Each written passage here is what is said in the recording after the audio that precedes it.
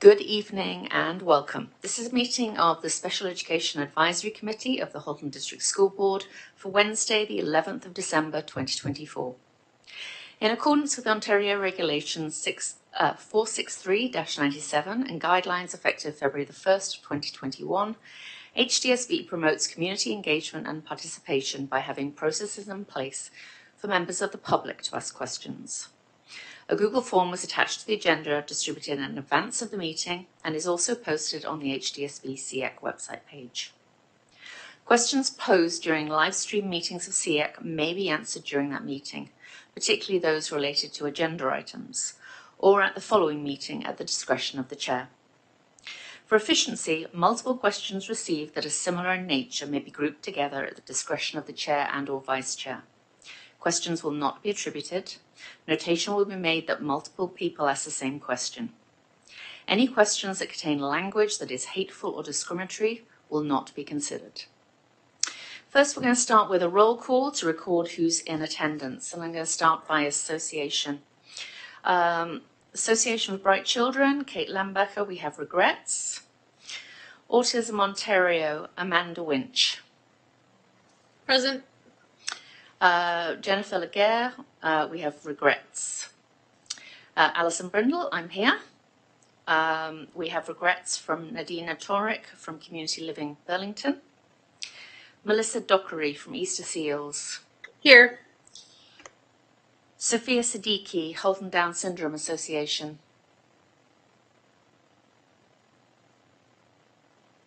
Okay, we have regrets from Erin Ruppel from Opvic. Erin Sproul from Voice. Nope. Yes, Erin is here. Sorry, I thought you were saying regrets from Erin also. No, we got you. That's great, thank you. Kaiser Klaassen. Present. Katie Schleifer. Present. Trustee Ahmed. Trustee Baxter. Good evening.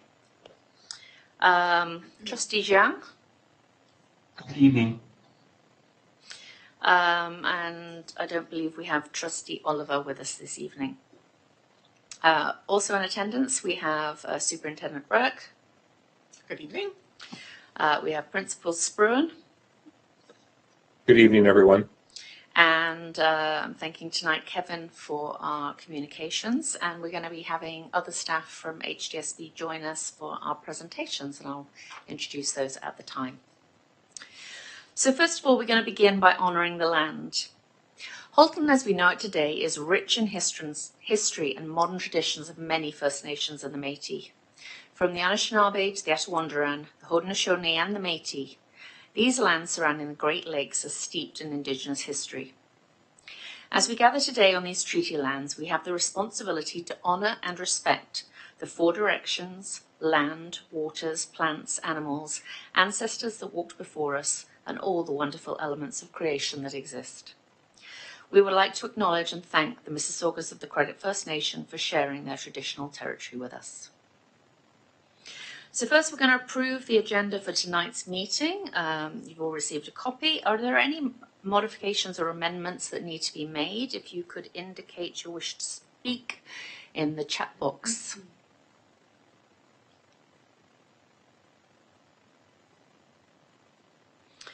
Okay, would anybody like to move a motion to approve the agenda? I will. Thank you, Amanda. And anybody to second? Katie will. Thank you, Katie. Is there any opposition to the agenda as it stands? If you oppose the agenda, please could you indicate that now?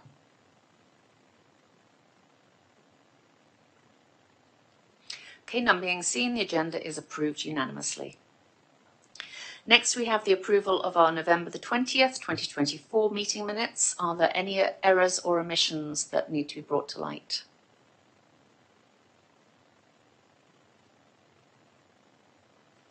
Okay, would anyone like to move a motion to approve the minutes?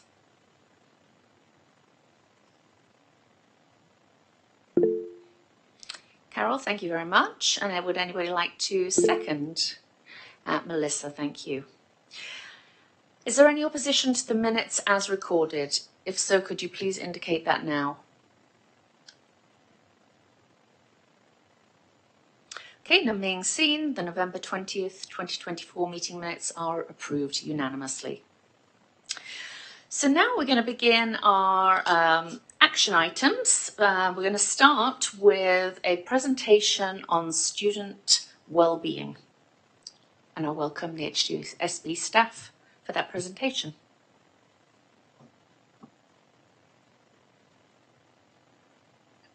Hello, good evening, everyone. Can everyone hear me okay? Yes, we can. Yeah? Okay, great. I'm just going to put up our slideshow for you that we have.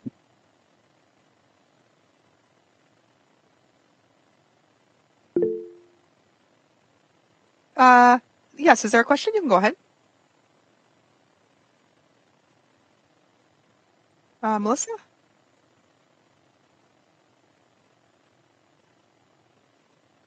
Sorry, I just forgot to put my hand down. Oh, okay.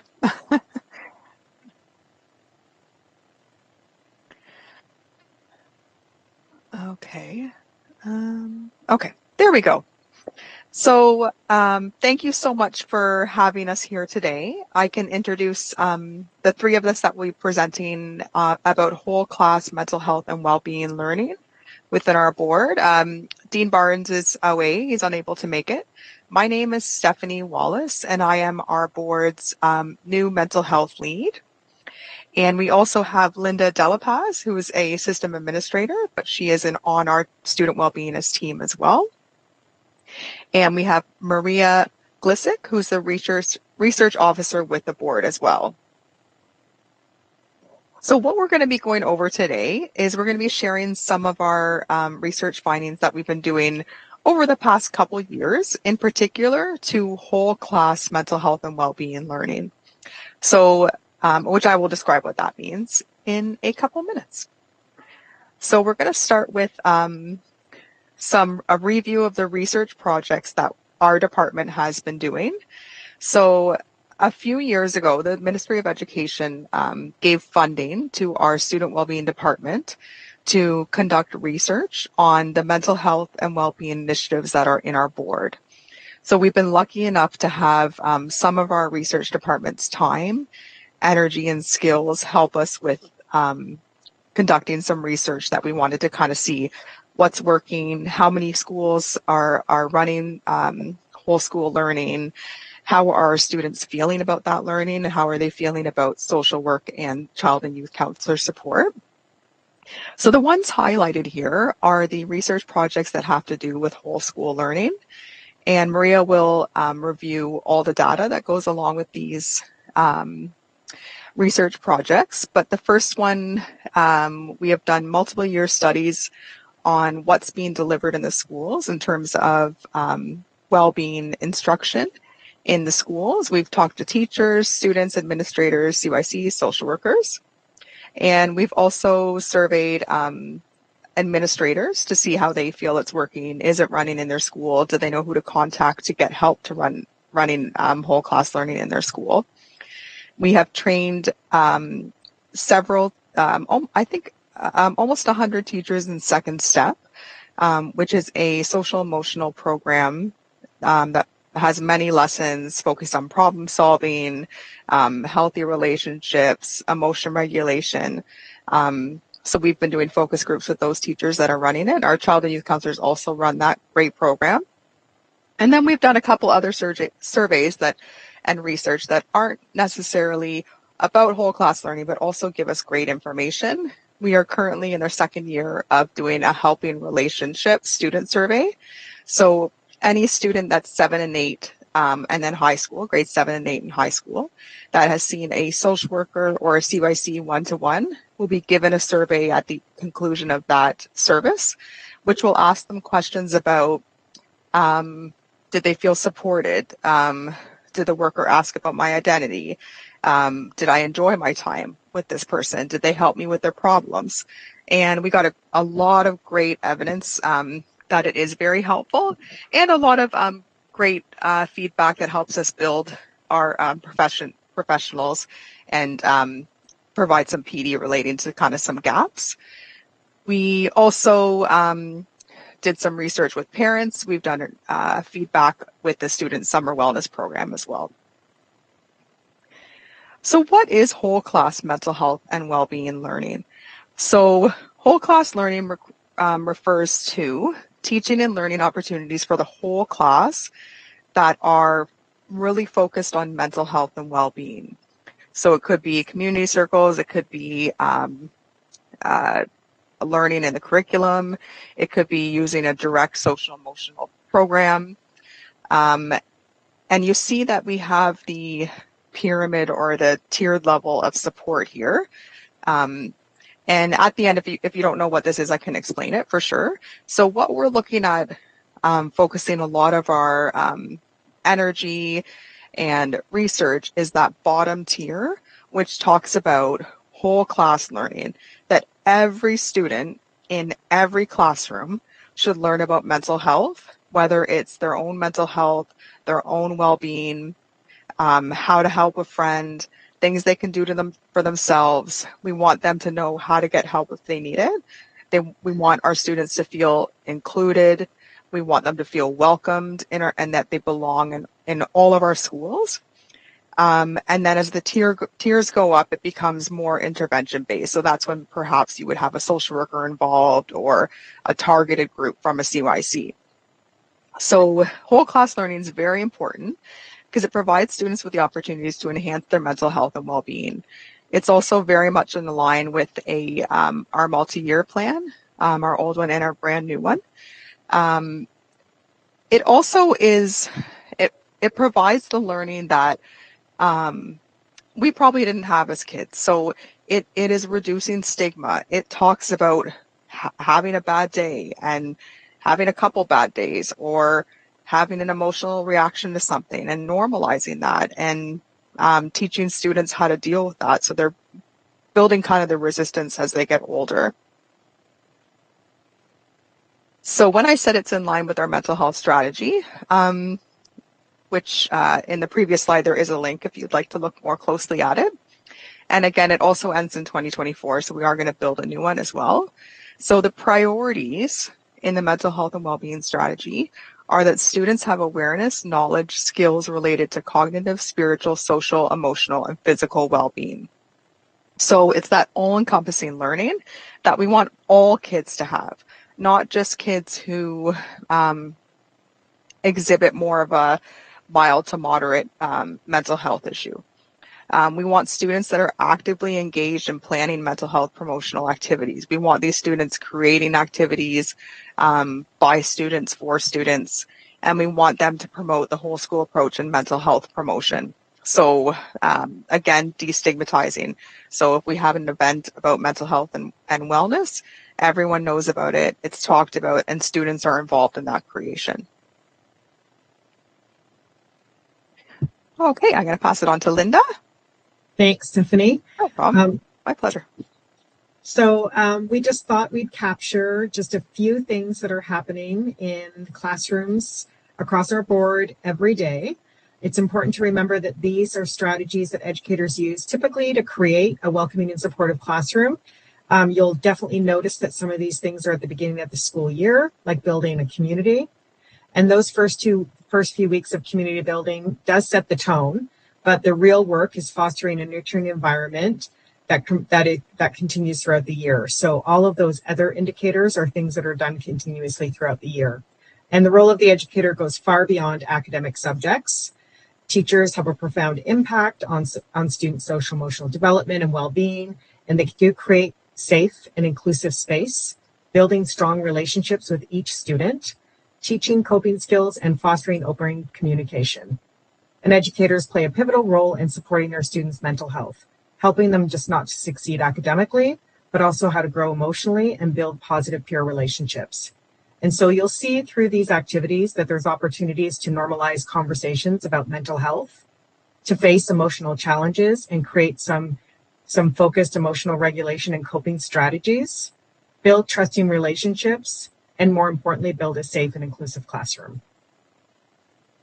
Next slide, Stephanie. Thank you. So here we know that there's lots of implicit opportunities for students to build their social and emotional learning. However, it is important that these skills are taught explicitly. So social emotional learning comes exactly out of the Ontario curriculum. I took a snapshot of these small examples. So building healthy relationships, recognizing sources of stress and coping with challenges, identification and management of emotions, and maintaining positive motivation and perseverance. In this way, SEL offers students a sense of agency, which is an important opportunity for them to continue to self-advocate, draw upon their own strengths, and identify areas where they feel like they need more support in their learning and growth.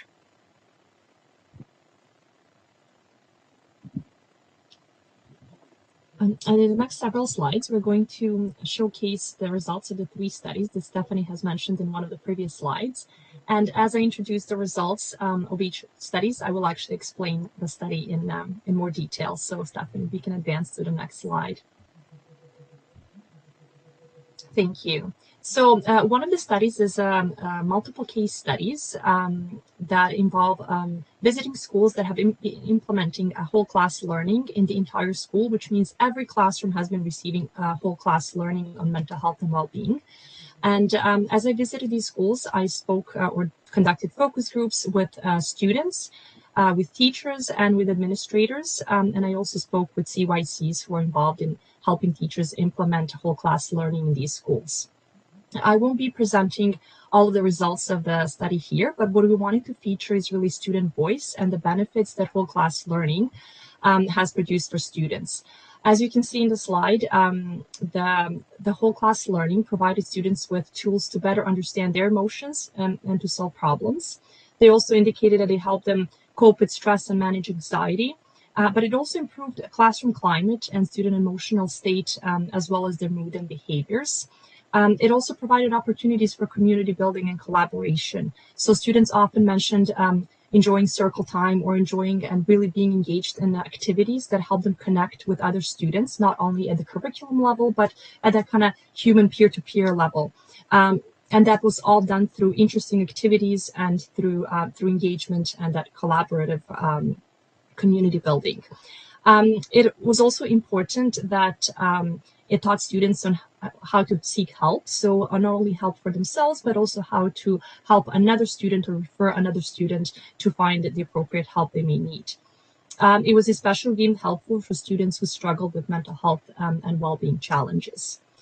We also asked teachers, if we advance to the next slide, and CYCs from their angle, what were some of the benefits that they've observed in students that they work with and teach. And the themes were very similar. They also saw positive changes in student behavior from the introduction of the whole class learning to the midpoint and also end of the school year. They observed that students have gained skills to talk about their mental health and well-being, but it has also decreased anxiety, it has decreased conflict, and actually increased problem-solving behaviors. It allowed students to be more vulnerable to openly speak about mental health and well-being challenges. But they also spoke about that community building and connectedness among students. They have also mentioned the increase in help-seeking behaviors that are related to mental health and well-being, and how students were developing trusting relationships with CYCs and social workers. A very important point is that they speak about the reduction in stigma around mental health and well-being, and that it also provided common language for teachers that was consistent across all classrooms, and not only for teachers, but for students. So if they would speak about a certain topic related to mental health and well-being in one class, it would kind of translate to another class as well. It was interesting that teachers observed that students who were usually more quiet or less engaged were actually very willing to speak about mental health and well-being learning. And then it also increased collaboration among teachers and broke some silos that were existing between different departments or among teaching staff. We also conducted a focus group with teachers. This is like the results of the second study, with teachers who didn't deliver whole class learning within an entire school, but who did it only in their classrooms within their schools. So as Stephanie mentioned, we offer training to about 100 teachers from different schools. And then based on that training, which in this particular case was on the program called Second Step, which is an evidence-based whole class learning, they went back to their schools and then delivered the program. And then we pulled about 16 teachers from 13 different schools and asked them what were their experiences and asked them to outline some of the benefits for students. And as you can see in this slide, the benefits that they've noticed were, again, very similar to what we've heard from the students and teachers in the 3 case study schools that we looked more closely into. What I'd like to highlight here is, again, the normalization of mental health and well-being challenges, and also equipping students with skills and the strategies to speak about mental health and well-being. The results of the 3rd study come from a survey that was conducted with elementary school principals on how mental health and well-being, how whole class learning about mental health and well-being is going in their schools. We had about 70% of elementary administrators who participated in this survey from all 3 locations in Halton. And as you can see, out of the principals who responded to the survey, almost 90% of them indicated that whole class learning is happening in their schools. And about 12% indicated that it's either not happening or perhaps it was happening, but they were not aware of it. Then we asked them how important whole class learning about mental health is on their scale of priorities. And as you can see, almost 90% of principals indicated that it's a high or a very high priority for their schools. We've asked those principals who have whole class learning implemented in their schools, what are some of the most important conditions or drivers that need to be in place in order for mental health learning to happen? And as you can see, 94% of them indicated that that's the collaboration between CYC and IPL, who are actually staff members of the Student Wellbeing Department. 83% identified that it was school culture and the belief that mental health and well-being promotion is very important. And it was followed by concern about mental health and well-being for students. We've also asked them who was implementing mental health and well-being learning in their schools, and 87% indicated that it was a homeroom teacher, and it was followed by CYC or a combination or collaboration between a teacher and a CYC. And then we've also asked principals what type of resources are they aware are being used for whole class learning. And as you can see, 93% of them indicated that it was the Second Step program that was already mentioned in one of the previous slides, and then followed by HDSB resources provided by the Student Wellbeing Department, as well as various resources provided by CYCs. We lastly ask administrators to give a piece of advice to administrators who have just starting on this journey and who are maybe having some fears or reservations. The advice was to start with a why, to make it known to the whole school that it is a priority, and to make direct connections to the other initiatives or the CIFSA goals at the school level, and also to partner with staff who are willing to champion it, who are comfortable doing it, and then to really build community with school staff and to let them get comfortable with it, to support them, and to just get out there, try it out. And they said, it will only get better as they try it. And they said that it doesn't matter to what extent they've implemented whole class learning. It has been very helpful, and they have seen challenges, but everybody acknowledged that it was a long-term investment that will not just show results overnight, but it will certainly be beneficial. And Stephanie, over to you. Thanks so much, Maria. So that concludes our overview of the research that we've been conducting on whole class intervention or delivery in our schools. So now we just wanted to give an opportunity for everyone to ask any questions you have of us or comments. Thank you so much. Melissa.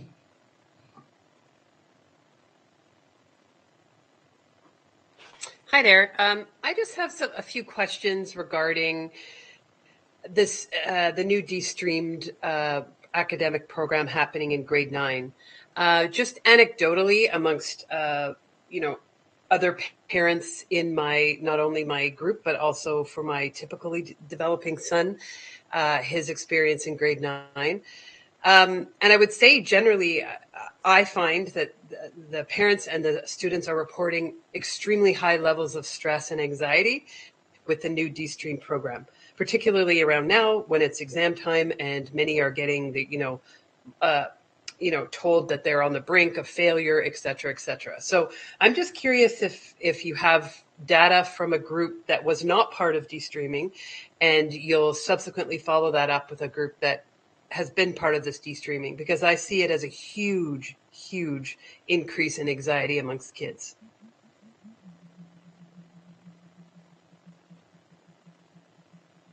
I guess my question is there any plan for a follow-up or to disseminate between the two groups of,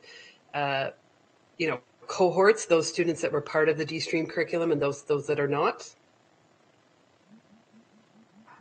That's a good question. Not that I've heard of, and I'm not sure. And it would be about their mental health, right? Exactly. Yeah. To be honest, I haven't heard of anything, of any plan for that. Because I think not only is there anxiety amongst parents, students, but the teachers as well.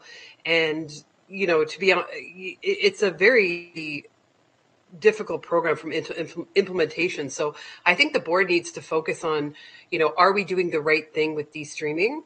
If it's causing increased anxiety and mental health concerns among students, staff, and parents. Okay. I'm writing this down. It's a great idea. Mm-hmm. Maria, did you want to add? Yes, I would like to add that we do surveys, you probably know, students every year, and it's the Have Your Say survey that's sent to students, families, and staff members. And so there are a lot of questions on mental health and well-being on that survey. We don't have a way to differentiate which students are taking which classes per se, but we do have a way to look at student well-being based on their IEP status, because this year we have actually specifically asked them if they have an IEP or not. I don't know if that would be of any help. So we could compare anxiety levels or perhaps other indicators. That does not necessarily directly respond to your question about the streaming, but there are superintendents, perhaps not present here, who can definitely speak on these streaming initiatives and all the additional supports that have been brought to schools to support these streaming, amongst others. I think that, honestly, I think that needs to be better communicated to parents and students as well, because, like I said, across not only the school my one son goes to, but across a lot of schools, parents are feeling incredible levels of anxiety because their kids are feeling incredible levels of anxiety. I'd be curious to see how the increased rate of private tutors, the hiring of private tutors, the attendance at places such as Kumon, et cetera, have those things, anecdotally, I'll tell you, those things have dramatically increased because of so much stress involved with the new D-Stream curriculum. And that raises a question, are we preparing, these students from grade 8 to grade 9 to adequately handle that D-Streamed? And I would argue probably not. Just seeing, again, the anxiety levels I see in all, honestly, in almost all of the kids that I'm familiar with. So I do think it's worth, I love, the best thing I thought of your whole presentation was just the destigmatization of mental health. I think that's 100% accurate. I think the kids are talking about it more and articulating their feelings. But I think it's worthy of, it's been a huge change to the education system that is anxiety inducing. And I think there should be some follow-up studies to see, what this increase has done, the impact it has had on everybody, teachers included, I would say as well. Colette. Yeah, thank you for the question, Melissa, and I appreciate the kind of the questions that you're raising around the impacts of de-streaming on learning, but also on stress and anxiety for our students. Of course, de-streaming is a provincial initiative, and so it is not a Halton initiative, and it's rooted in a strong belief in equitable outcomes for all students. And so we do have a clear mandate to de-stream grade 9, but I am hearing you're wondering about either during this implementation phase or longer term, does this model of learning promote mental health, or does it contribute to more stress in grade 9? And so I wonder if that's something that we can bring back, engage with both our research department and our school programs department that has led the implementation of de-streaming, to talk about what has been done to support staff and students through this implementation phase, and then what we can anticipate in future years. That'd be awesome. Thank you so much. Great, Thanks, thank you. Kaiser, you had a question. I did, yeah. I just want to ask a little bit more about the resources. And I know you spoke about Second Step, that's one of the ones that are being used. And then there's sort of a variety of other evidence-based mental health resources. So I'm wondering if you can speak a little bit more to that, and just around the importance of communicating those pieces with parents to ensure that parents, whether it's Second Step that's being used, to ensure that parents have the same information, can utilize some of those same strategies or some of that same language to reinforce learning. So just wanted to hear a little bit more about that. Yep, great question. I can speak to that. So in our tier 2, so that's kind of students who are showing kind of mild to moderate signs of mental distress or emotional dysregulation. We have child and youth counselors who offer class-wide. So that's kind of for all what we just said.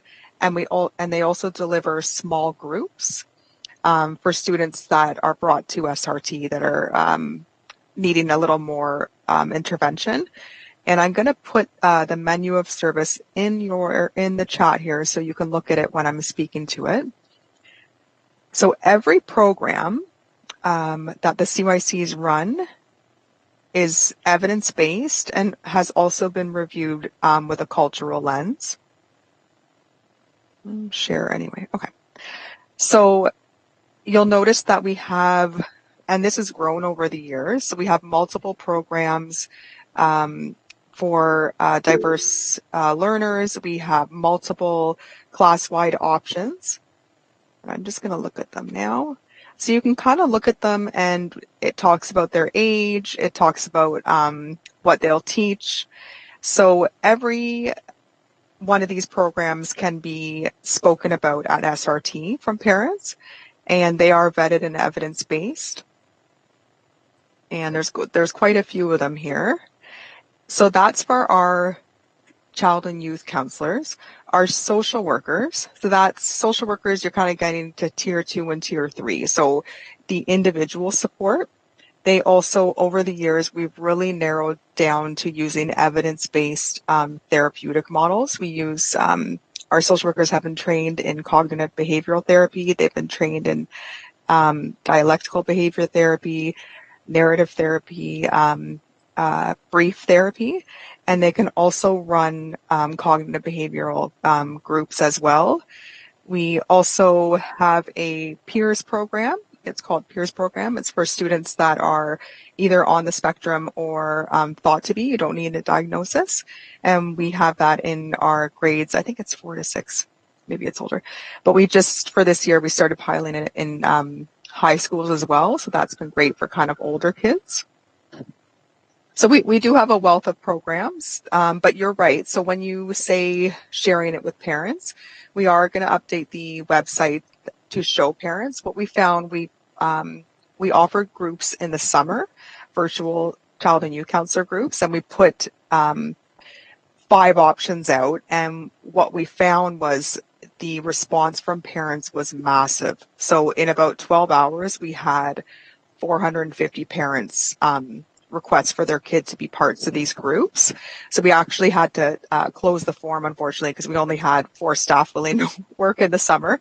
But they did as many students as they could. So what we really realized out of that is that if parents knew what was available, they would want more service for their students, but it still has to kind of fit the criteria and make sure the student is willing as well. So we are going to add what is there for students. And this document has also been widely shared and presented to school administrators as well, so they know exactly what's offered as well. Oh, okay. Okay, let me see. Okay, I'll work on sharing it with everyone here, but Thank you. no worries. Thanks for that question. Are there any other questions? I have what people are thinking. I do have one. You mentioned from the anecdotal evidence that a great thing that we're seeing is reducing stigma surrounding mental health, and recognizing that many of the children that we are here to serve in this committee have mental health conditions. Are you seeing a reduction, or are you measuring for a reduction in bullying or behavioral issues as these children are learning? Their peers are learning to perhaps be more tolerant, and the children themselves are learning more coping skills. Are you actually going to be measuring quantitative things like those, behavioral issues and bullying impacts by the programs?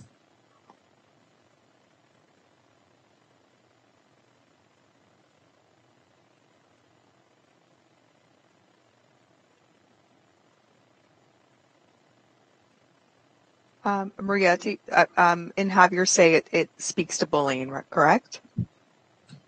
Yes, that's correct. Sorry, I just wasn't sure who was going to take the question. Yes, we've been measuring specific bullying categories as mandated by the Ministry of Education, and we have added another new category last year to align with the mandates, and we're looking closely into that. But those questions are anonymous, so we don't know who responded to what question when it comes to identifying students through the survey. However, the Safe Schools and that department does have data on specific incidents and on the type of incidents that happen, and that data sits with them, and I wouldn't be able to address that part of the data.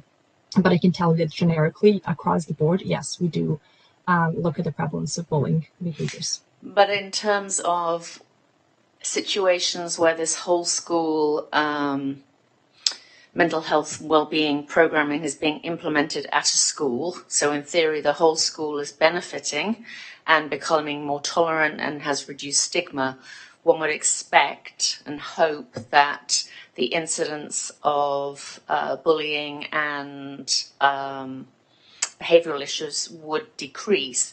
Are you looking at a correlation between schools that have undertaken the training and implemented this program versus Safe Schools data?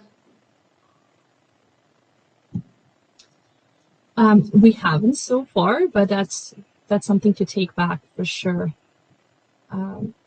But then one more thing to note when it comes to data on bullying or generally on certain incidents, as teachers and principals are getting, or students as well, are getting better training and education on bullying, they may be more likely to report it. And as bullying is becoming less of a stigma, students may be more likely to report it. So just even if we see increased incidents, that does not necessarily correlate to worse behaviors. It may be that incidents are being reported and dealt with more frequently.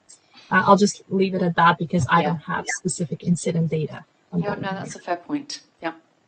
Any other questions?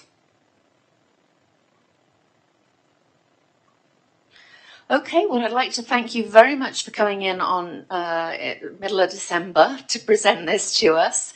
It's great work. Anything that we can do to get social emotional learning into the hands of our children and decrease stigma around mental health and well-being is very, very valuable work. So thank you for everything that you're doing.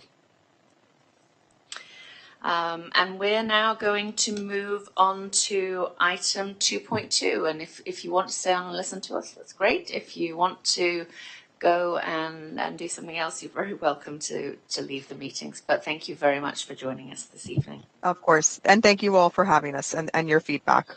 Great. Thank you for having us. Yes, thank you. Okay, so item 2.2, we're going to move on to a presentation on supporting challenging behaviours and HDSB's support plan to build educator confidence and capacity.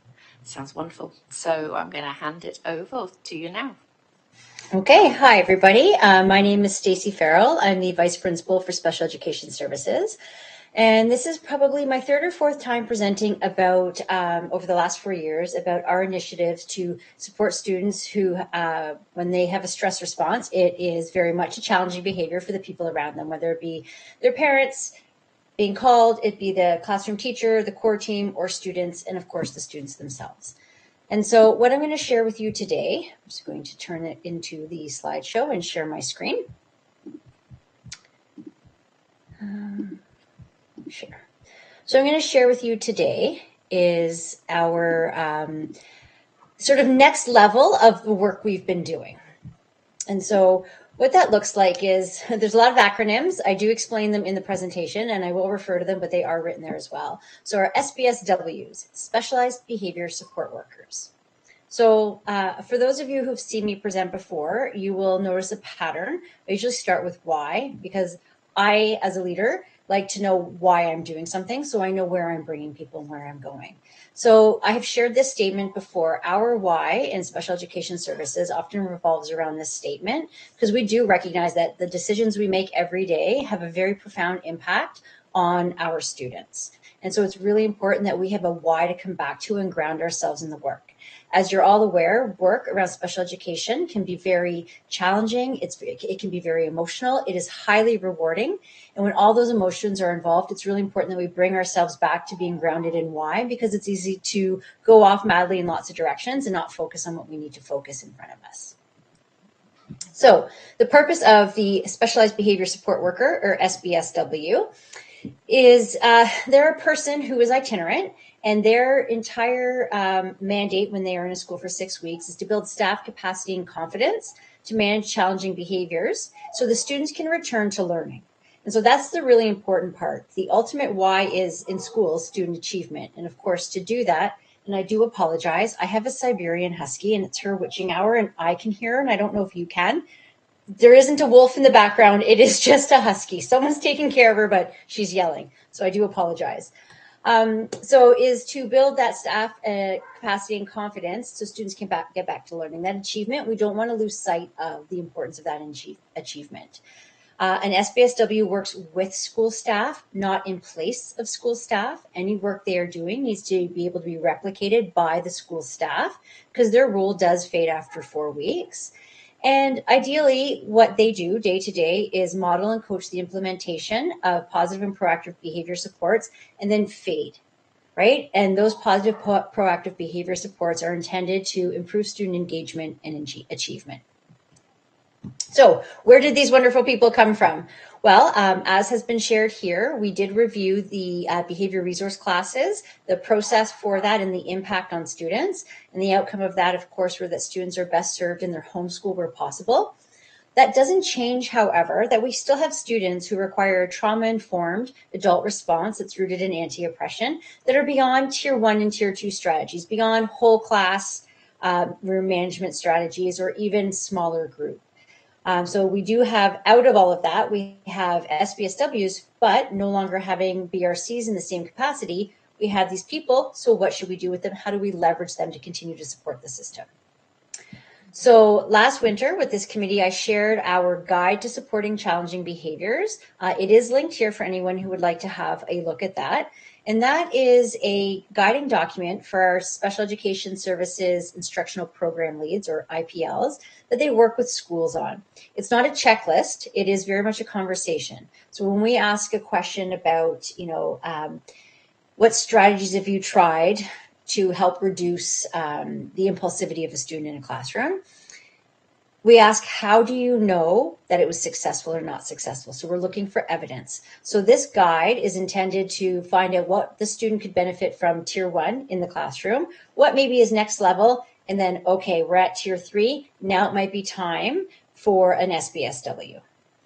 I also shared the professional learning our department was doing to ensure that we know how to be trauma-informed and anti-impressive in our response to behaviors. And last spring, I shared that we did a pilot with our SBSWs in this model that was 4 weeks. So what I found out of that were schools were, yes, SBSWs are very helpful in stabilizing situations, but 4 weeks was not enough. It took about 4 weeks to really sort of start to dig into it, and an additional 2 weeks to have that phased support, but on-site coaching still was a better option. So we extended it to 6 weeks. So that was how we got there. Now our what? So all of our work that we do is rooted in the AP for Planned Student Behavior Prevention, Management, and Support. And that is a public document. When we are working with SBSWs and we are talking to families, we do encourage families to read this document. It's a public document. It's a great way to be able to understand what our process is and also formulate questions. So once an IPL has worked their way through the guide for challenging behaviors, and they say, yes, we think this school would benefit from an SBSW, one of the first questions we have to dig into is the school team open to coaching and modeling? Not all teams are ready to accept another person onto their team for coaching and modeling. That growth mindset is really key to this being able to work. And so once that has been established as yes or no, we use a framework here. And this outlines the criteria. It outlines the length of time, the dates. It outlines when the meetings are going to be for the core team to check in and see if this strategy and this additional coaching and modeling is working. And it ensures that schools and special education services are staying on track and sticking with that 6-week plan. It really is important that it doesn't last too much past that for a couple of reasons. One, if the staff aren't able to learn this way after 6 weeks, it might not be the right way. Two, this is actually, these individuals are in high demand, so we do have to look at the whole system. And they're so great at what we do, we have to be really careful that the students don't get too attached to them because they're not there for the student. So if they're there for a really long time and they're not part of the school staff and they are fading or not fading, then we do run into that attachment piece, and we're not looking to increase any sort of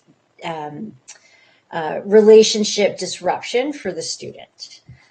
So they go in for 4 weeks for modeling and coaching, 2 weeks of fading support. And in that last week, they're not really in the classroom. And so they're just sort of on site for consultation. And so that means that they are also able then to get their next assignment and look ahead and start working with the next school, either virtually or visit that school and work with the IPL for the next assignment. So it has a really nice flow to it and a good use of our human resources. So how do we know that these SBSWs are skilled and have the tools to work with our adults? Because ultimately, they do have a lot of training. I shared that last year about positive and proactive behavior support strategies. But working with adults is also different. And so some of the things we've done to ensure that they actually have the skills to coach and support adults is we did do a book study called Thanks for the Feedback. And if you're in leadership, it has probably been one of the most influential books in my own leadership. I often sing its praises to anyone who will listen. But it teaches us how the receiver of feedback is really the most important part of feedback because it lives or dies. And so if our SBSWs leave and the feedback dies, then what went wrong? Then it doesn't help the student. And so it really digs into understanding how people receive feedback and looking for the triggers that get in the way of hearing the information. So as an example, an identity trigger. The feedback you're giving me threatens the story I tell myself about who I am, so I can't hear this. And so then we don't get buy-in. And so we've helped our SBSWs be able to recognize and navigate those sorts of triggers in a situation in order to help the feedback stick or land better.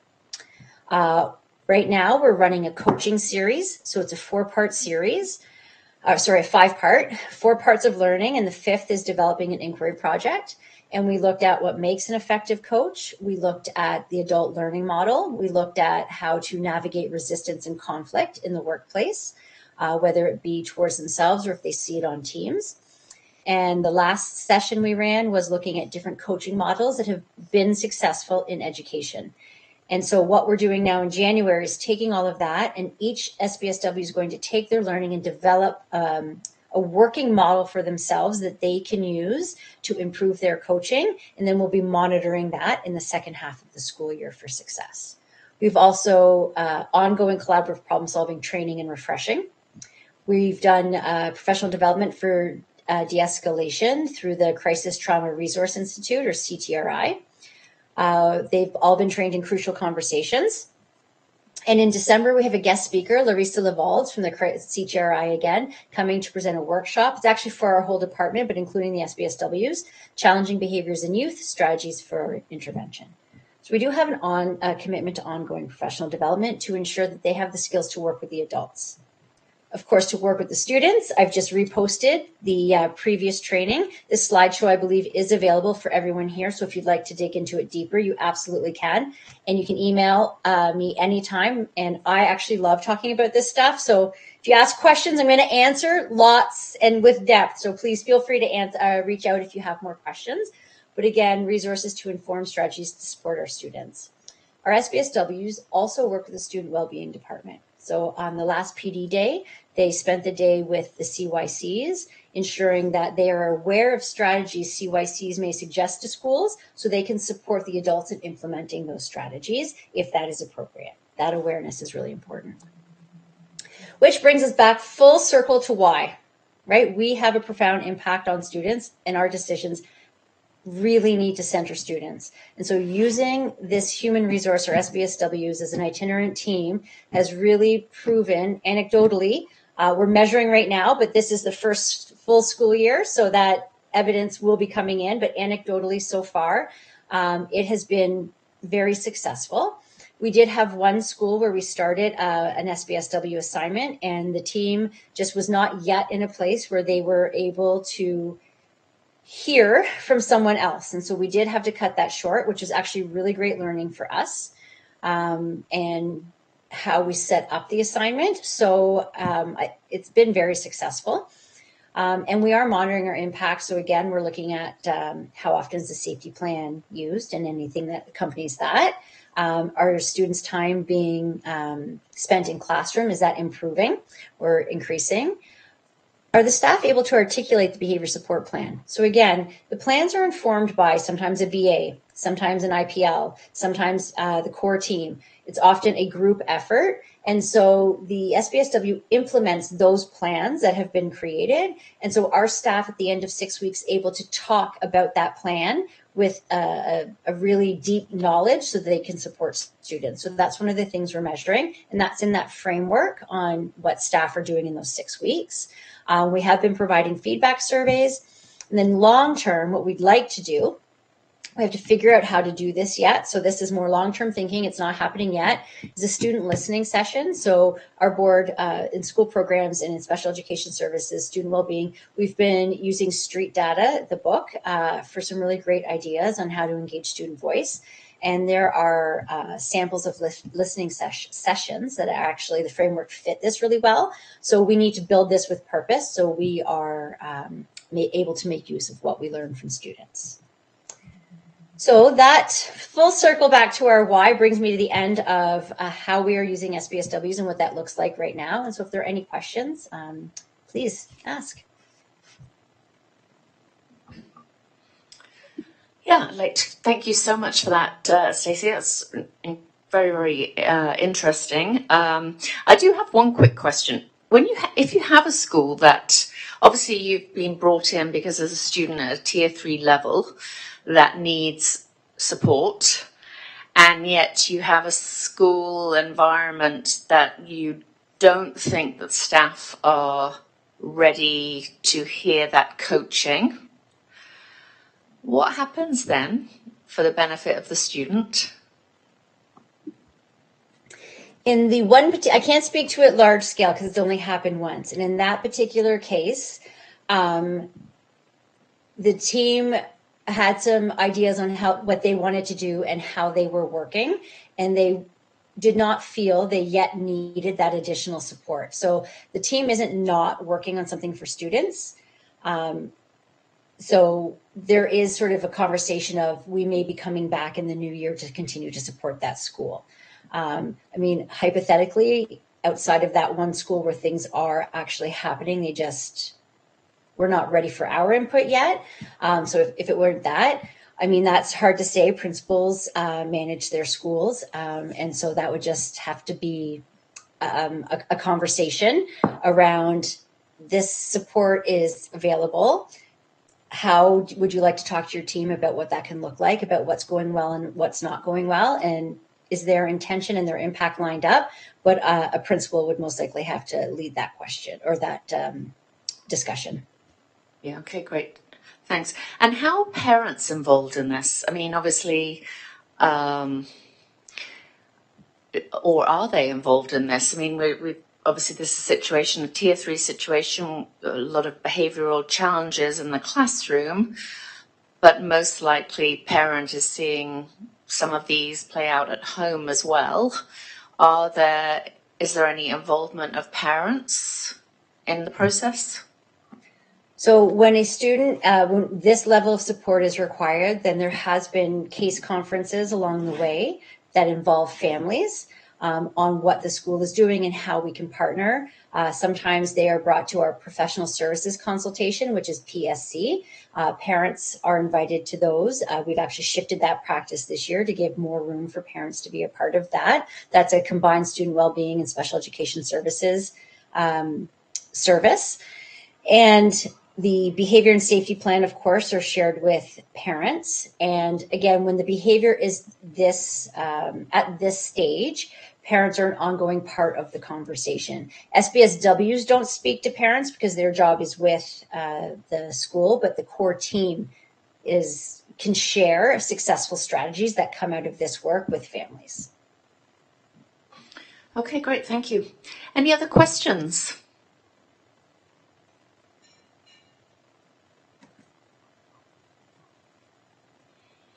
No? Okay, Stacey, I want to thank you very much again for coming on in December, very close to the end of term. And I'd like you to pass back our thanks to these amazing workers who are obviously doing their absolute utmost to support kids who are having a very, very challenging time, and the staff that work with them. So if you could pass on our thanks. Thank you. Okay, great. Well, we'll let you go, and you can go and see your husky. All right. Okay, so we're going to move on to item 2.3 right now. It'll be a short discussion.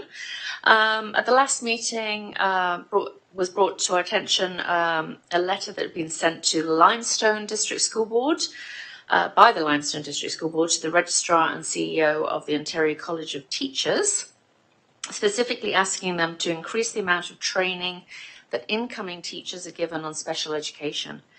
Now that everybody's had a chance to read it, are there any additional comments that people want to make to this committee?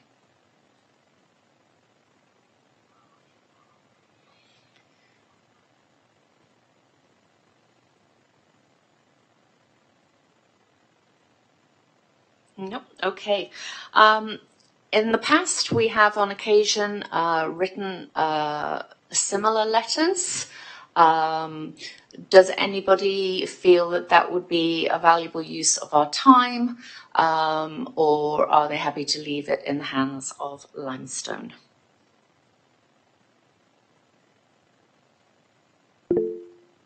Erin.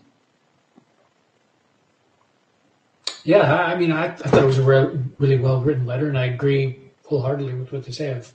I've thought of that before too. Like, it would be great if teachers had some experience with this before they get into the classroom. I mean, my experience, and I know experience a lot of parents we talk to in our organization, is that we have specially trained itinerant teachers who really know their stuff, and they're overburdened, as are the CERTs, as are the classroom teachers, and so there's never enough time to do as much, I guess, mentoring and teaching, and in services and all those things that everyone would like. So it'd be great if we could get kind of a base level of special education training at the teacher training level. So I think it'd be great to write a letter like this in support of Limestone. Great. Does anybody else have any thoughts or comments?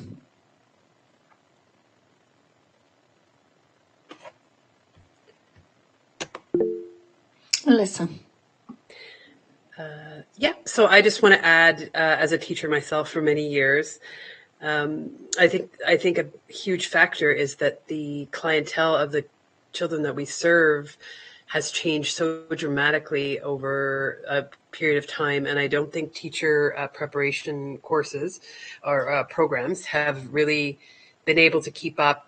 And so, yeah, I would definitely support this because I think it's, really important. And we're losing so many teachers in the first 5 years. And I think the biggest reason we're losing that many teachers is because of the incredible, the feeling of not knowing how to handle all of the different issues and situations. That also comes with closing of contained classes and things like that, is that we're not going to be able to retain teachers unless they're either better trained and prepared for what's to come or better supported. And so anything we can do to facilitate both, I think is important. Great, thank you. Any other comments?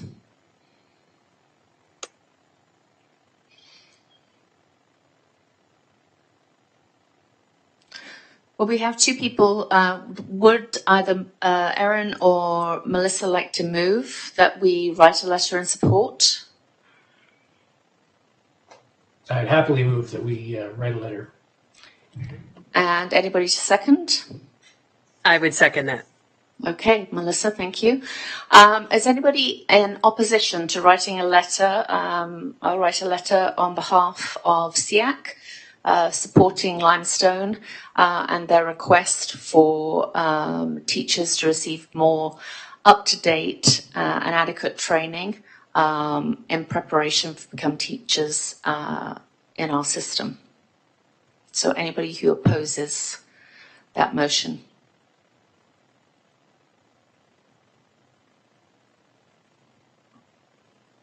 Okay, none being seen, the motion is to write a letter in support of additional training for new teachers is unanimously accepted. Okay, and finally, item 2.4, just a reminder that tomorrow, I think it's tomorrow, there will be an application form sent out looking for nominations for the position of chair and vice chair, with an election to be held in January. We do ask you to consider becoming or taking on the position. And the presentation last month indicated it's not a huge amount of time. But I just wanted to give anybody a last opportunity if there are any questions. Otherwise, we'll move on. Any questions about the role?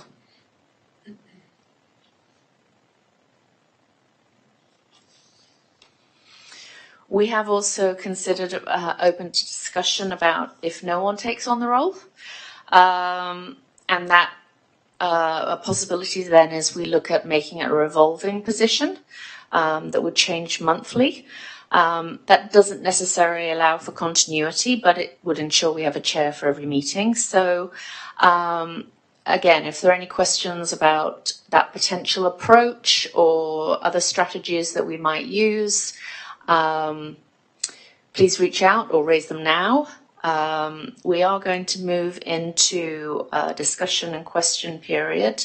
looking at engagement. So that also might be an opportunity to bring up any issues related to the additional roles on the committee. So any questions at this time? No. Okay, so we're now at item 3.0, which is the SEAC discussion and question period. Are there any specific questions that anyone has at this time? Aaron. Hi, thank you. I just wanted to go back to the item about that letter. Like, who's responsible now that we've agreed to do this? How does that get done? And in particular, you know, I read it when it first got sent out, and I thought, wow, this is a great letter. But I haven't read it since, so I don't recall exactly what was in it. But I thought that, you know, perhaps adding perspectives, like I think Melissa had some great comments from a teacher's perspective, and adding some, you know, parent perspectives into it as well. You know, teachers are telling us this, parents are telling us this, might be a great addition if it wasn't already in the original letter. I apologize for. Yeah, no, that's great. So what will happen now is that I will take on the responsibility of coming up with the draft, and then I can forward that to the other members of SEAC to see if there's additional information and as you say, comments and things that will round it off and make it a stronger letter. I think that would be a great opportunity to really make it the voice of our SEAC. So I'll come up with a draft and then I'll send it around to everybody. Great, thank you. Okay, great.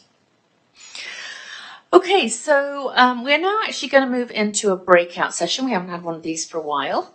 But one thing that we wanted to chat about is ways in which we can increase engagement at our SEAC. Over the last little while, we've had a couple of occasions where we have been unable to attain quorum and had to cancel a meeting.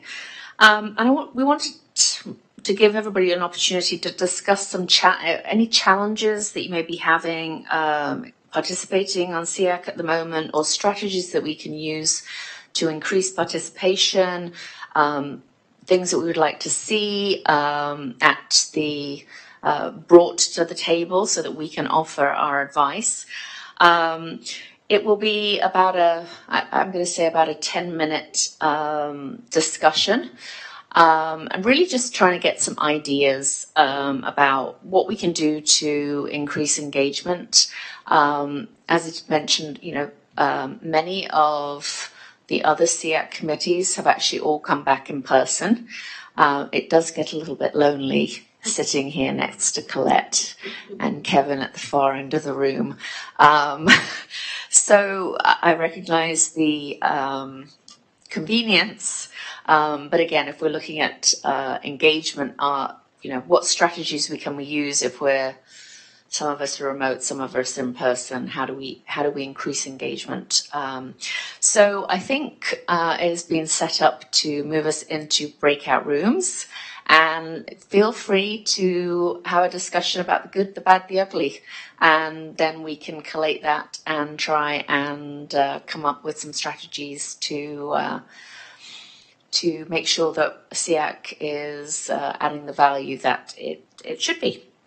So, is it Laura, are you moving, or Kevin, are you moving people in? Or Laura's moving people in? Oh, I need to join. Okay, all right, thank you very much.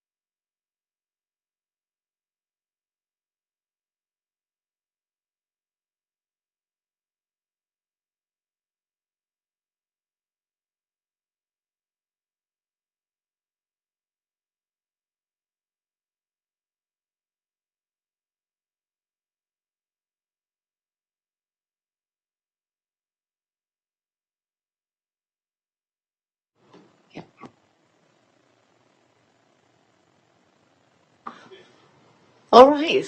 Oh. Sorry.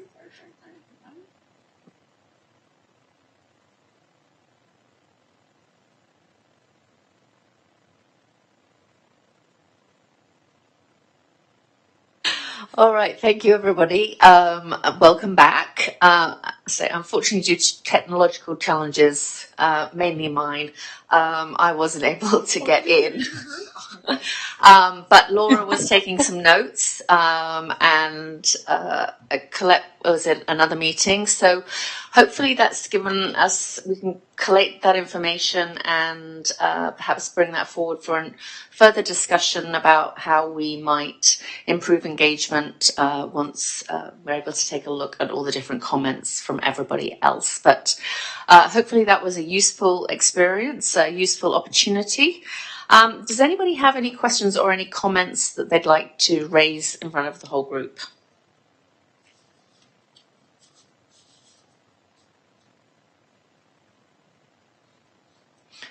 Okay, so we're now at item 4.0, which is communications to SEAC, and we'll start with 4.1, the superintendent's report. All right, thank you. Our last superintendent's report for 2024. I'm going to first turn it over to Conan, and he's going to talk about the Sport Festival days. Thanks, Colette. So once again, we will be hosting our Sports Festival Days in February. So we do a partnership with Special Olympics Ontario. The 2 days for our Sports Festival Days will be February 5th and February 6th. It's open to all of our elementary students with special needs. Again, we do this in conjunction with the Special Olympics Ontario, and all the events are non-competitive. It's super fun. It basically gives all of our young athletes a chance who have intellectual or physical disabilities an entry point into sports and physical activity. So the dates are, again, I'll say it one more time, Wednesday, February 5th and Thursday, February 6th. That is at the Mattamy National Cycle Center, which is sort of the velodrome. The event starts each day at 9:30 and goes until about 1:30 when the buses pick them up. We always do an opening ceremonies, a rotation of events. We have varied areas for having lunch, and we have over 130 students who will participate every single day. And we also have a number of grade 8 students from P.O. Robertson Public School who will be there to help run the events and helping building some capacity and empathy and all those things. So hope you can join us. It's a great, fun day for our athletes. Thanks. Thanks, Conan. And I'd also like to take this opportunity to acknowledge Allison. This is Allison's last meeting with us as chair and also as a member of SEAC. And so it's with deep appreciation that I acknowledge Allison's contributions to SEAC and furthering the goals in special education for students in the Halton District School Board. Allison is a long-standing member of SEAC, joining in 2019, representing Halton's chapter for the Learning Disabilities Association of Ontario, and now representing the Centre for Diverse Learners, an organization that Allison was instrumental in forming, and has been our highly skilled chair since 2021, which I didn't realize that you were just starting as chair. When I started, you seemed like such a pro. I didn't realize you were also just new to that role. What is most commendable about Allison's leadership and contributions to SEAC is that she truly fills the membership mandate to represent all students with special education needs, not solely those or prioritizing those that her organization represents. Allison equally and passionately advocates for the needs of students with and without exceptionalities, recognizing the intersectionality of identities, and specifically referencing the work that she's initiated on supporting Black students with learning disabilities. Allison has led SEAC through challenging times, including how we served our students during the pandemic, and most recently through the budget challenges last year. On a personal level, I'll miss Allison's calm and steady approach, her continued and persistent desire to learn and engage, and her skillful and passionate advocacy for students. As Allison moves on to this wonderful new adventure that takes her out of Halton, I wish you all the best. I thank you, Allison, for your time, your commitment, and your passion in service of Halton students. Thank you. Thank you very much for those kind words. It's been an honour. Melissa. I just want to say personally thank you to you, Allison, as well. Having been on almost as long as you, maybe a little bit longer. I just want to say you're the epitome of professionalism, and it's been a real honor to work with you. Thank you very much. The same. I would say the same about you. It's been great. And thank you for everybody who I've worked with. I've met a lot of wonderful people on this committee. And if there are people watching at home, it is a great opportunity to connect with other people who are truly passionate about making a difference in the lives of children. So thank you. And I will continue with the meeting, and hopefully I will be able to watch from my new home and watch how it all goes next year. Okay, so at this stage, we have item 4.2, association reports. Is there anybody who would like to make a report for their particular association?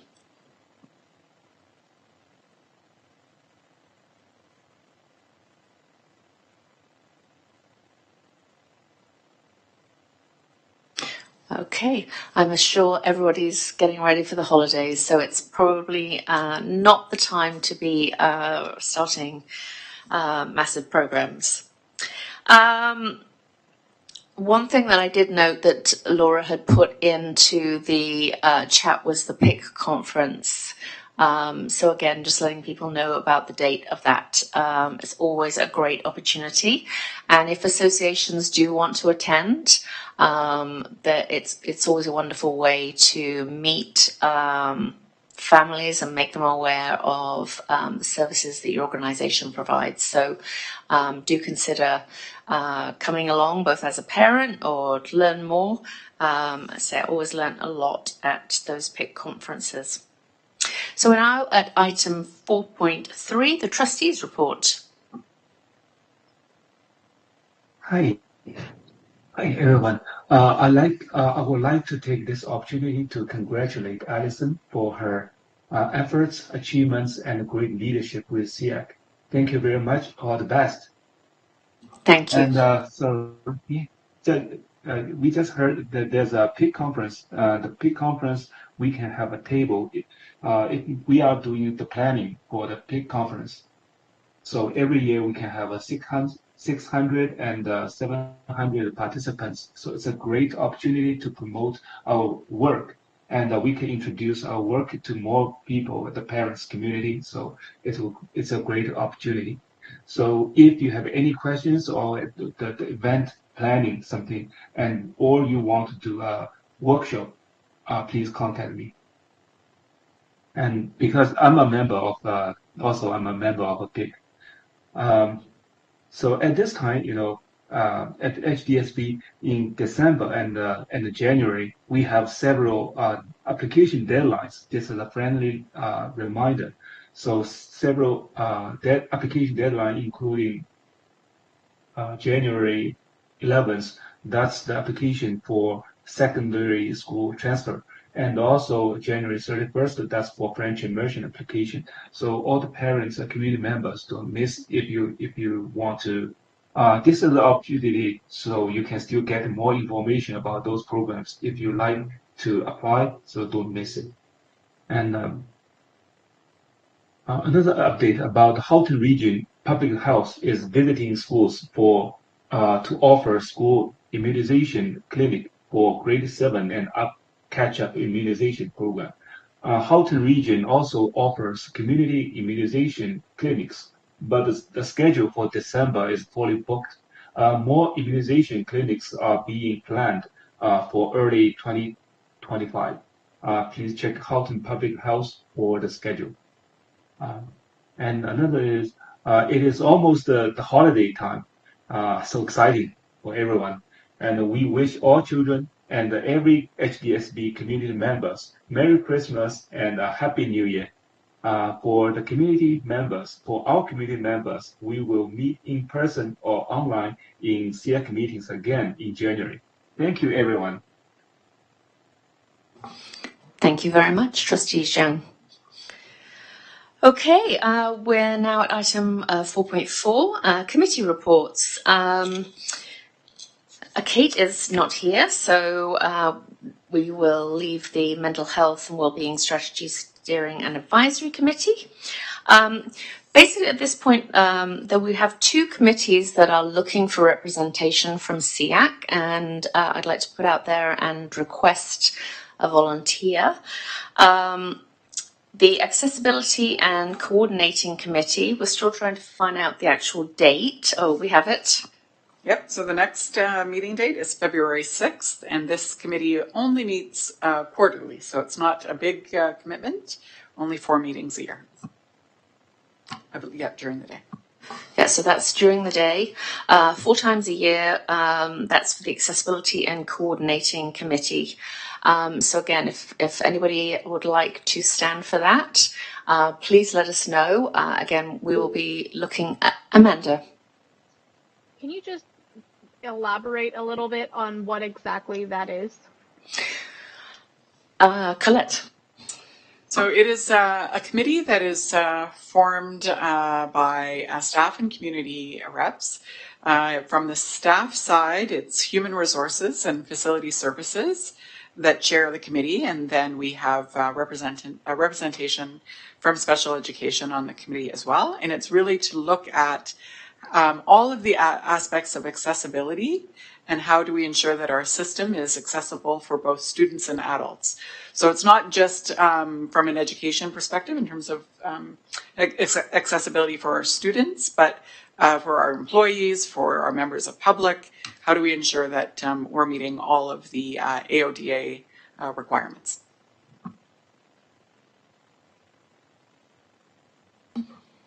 Amanda, are you thinking about it? I just wanted to know more information. I don't want to say anything right now. But Okay, we'll let you have a bit of time to think about it. But again, if anybody would like to have some time, like to put themselves forward. And the chairs of the committee, the Superintendent of Facility Services and Human Resources, are coming in January to present their annual report. So, which is before the next meeting. So if you're having any wonderings, it would be good to ask them some questions around what this committee does and what the commitment is. Sounds great.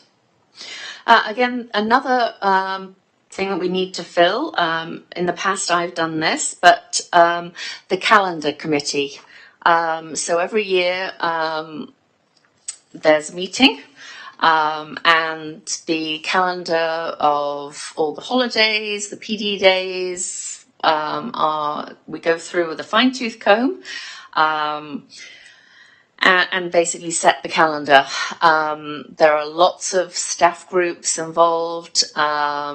There's transportation, all the different elements that go into running the system are all considered, but we also attend on behalf of students who have additional needs, and to make sure that their voice is heard in terms of things that they might need in setting up of the school year. So if anybody, it's a one-time deal. It takes about an hour and a half.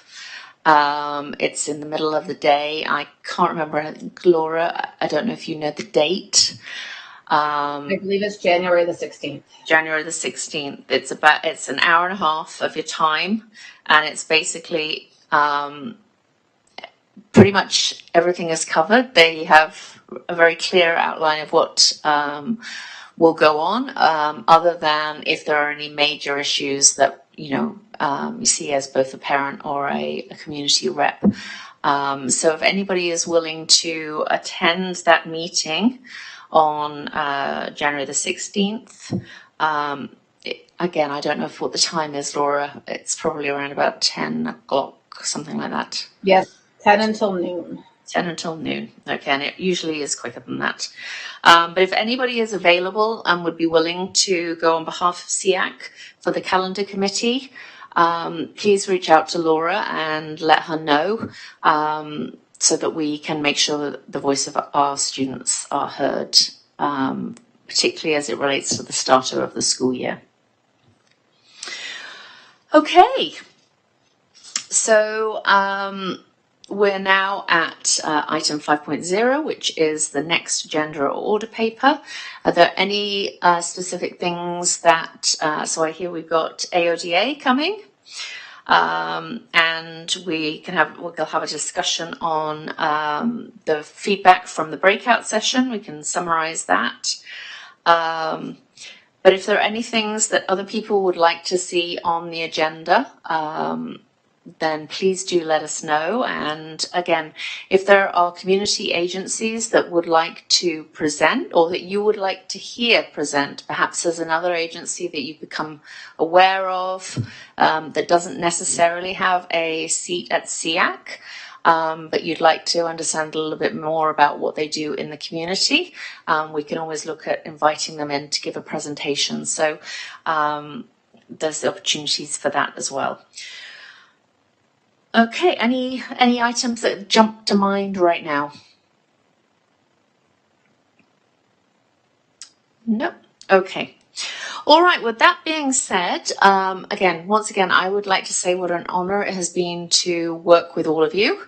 And I wish all of you the best as you go forward throughout the rest of the school year and beyond. And I hope your children and the people you're advocating for, whether that's the community or children in general or your own specific children, that they do amazingly well and that they enjoy their time here at HDSB. It is also the time of holidays. Lots of holidays are coming up, so I'm going to be, I'm going to say happy holidays, not necessarily, it's also happy Christmas, but happy holidays for all those that are celebrating other religions as well. We are now at 8:38. We have finished our agenda and I will adjourn the meeting. Thank you very much. Thank you, Allison. Thank you. Bye, Allison. Thanks so much. Bye. See you, everybody.